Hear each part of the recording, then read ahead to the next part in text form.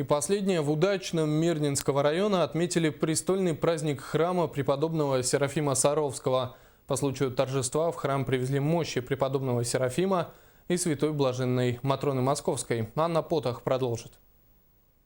Серафим Саровский родился в Курске, и его жизнь является достойным примером для всех православных христиан. Стоит отметить, что преподобный Серафим Саровский является не только покровителем храма, но и всего города.